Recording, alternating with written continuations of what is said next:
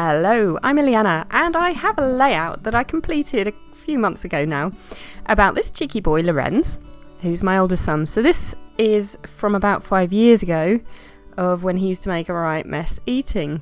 And the hilarity with these pictures for me, and the reason I took them, is, apart from his gorgeous laugh, is that even in the grumpy looking picture, he looked a bit like the cartoon Desperate Dan with all that stubble. So I really wanted to capture that. And I've obviously gone with kind of polka dot paper in theme with the stubble. And it's an old 2012 October afternoon paper called Paid in Full. And that goes back to the time when I used to buy a lot of ledger paper. So it's the actual reverse of that would have caught my eye back then. And I have a little treat for you, because at the end of this layout, I will be flipping it and using the back to scrap on. So stay tuned for that. Anyway, so it's a mishmash of older and newer supplies, and that's of course a 2013 basic grey piece, which has a very, very fine kind of hatched background, and I just wanted a little bit of that to map my pictures with. And the theme behind all of this, though, was really the craft market when I was working on the crEATe Papers collection craft market, yes, for the Fun Kits challenges. So that was a few months ago. We were working on those for that Facebook group, and all sorts of kind of coordinating supplies. But so you'll see how I get on with that. And these scissors I have had, and these are from years back. Martha Stewart's kind of multi-blade scissors, from a time where I just used to collect lots of tools to do with scrapbooking, that I thought, oh, that'll be useful. And do you know, I think this is about the first or second time, if I'm honest, I might have used those to make grass for some kind of a background back when I first got them. But this is the first time in years I've actually got those out and decided to make a bit of a pow background there to kind of give you the impression that food was flying everywhere. And it was. There was always a bit of a clean-up operation. And that was just kiwi fruit, actually, that he was eating there. Now, of course, it's quite a quick layout, really, all told. There's not much to it. But I do like to put a bit of mixed media. And my wrist is kind of revolving 360 there. But the idea is I knew the middle bit wasn't going to show. You could see that I had already planned for where the picture was going to be, and it is going to be there. But I wanted the edges to peek out in a kind of splashy form, and of course in gold. So that's what I'm going for there in my splatter box. So I'm kind of happy with how much gold is peeking out there, and I just want to pop it up a little bit for the dimension. And so that's what I'm doing. The title, I have called it crEATe. It's a bit odd. I don't really think it makes sense now from what was in my mind. I was thinking, to cut the EAT out. Obviously the word was crEATe on the original background piece, although the E had been chopped off on the edges. That's just the way the design went. But I decided to still make the word be crEATe. And the idea was that I was going to call it crEATe Mess, or something that would have then made sense for the picture, but it's in my head and not on the page. So it's just a kind of secret between you and me. Why is it called crEATe?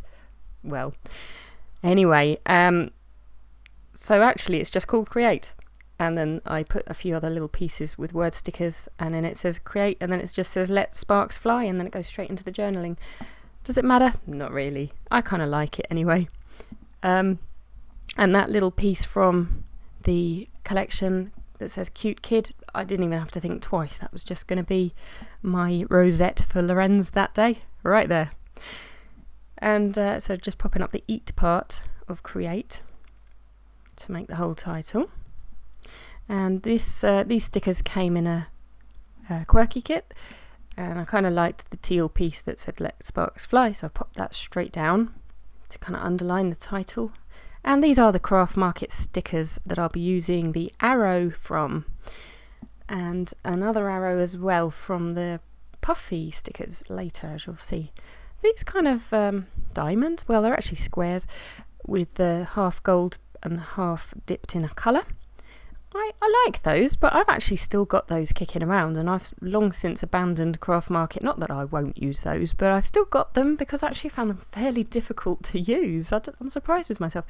But what I decided to do was, weirdly, back then I thought I was going to use them all, and I want to eke the supply of those out. So I have these kind of I don't know how to explain them really. They're pointy like pyramids, little metal brads that my kind mum, who always gives me lovely things, gave me, and I had already kind of painted those with some alcohol ink in keeping with the craft market kind of design. But it didn't really work as beautifully as the craft market ones, and the gold doesn't look nearly as shiny, but anyway, they were silver. I painted them with some gold and half colour in alcohol inks, and I decided to pop those in for some kind of switching it up and a bit of contrast, and I quite like how they look, but it's just funny that I could have actually used the original pieces if I'd really wanted to, but that's just the way I roll, I think. And then I've gone with a few of the craft market puffy stickers and taken some of the little stars and hearts and dotted those around as well.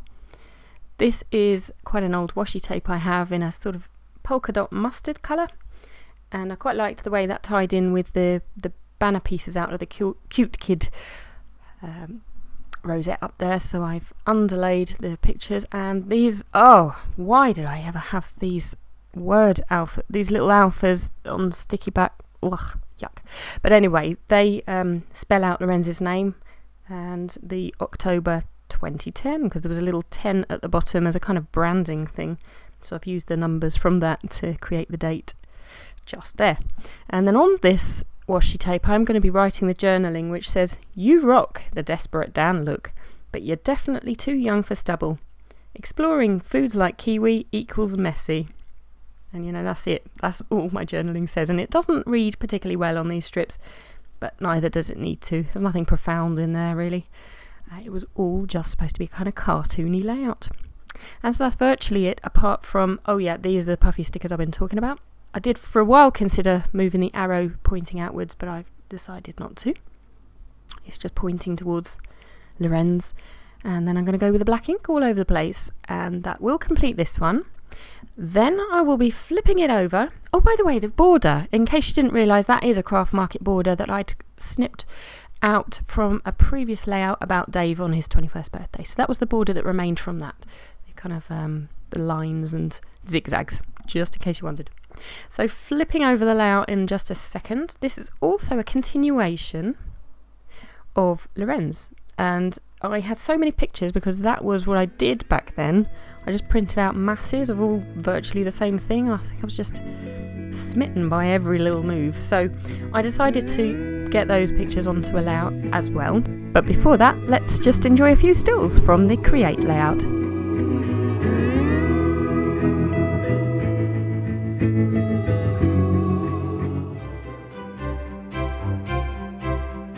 And this one we call BLW, which is short for baby-led weaning, which is just a way that you can choose to wean your children by giving them whole bits of food to explore and put in their mouths. And the journaling is just, "I can tell you, Lorenz, that your journey through science and discovery is very much ours too. You were our BLW guinea pig, and whilst it put stubble on your chin, it put hairs on our chest. And breathe." So thank you for watching, everybody. Look forward to seeing you again soon for another layout. Bye for now.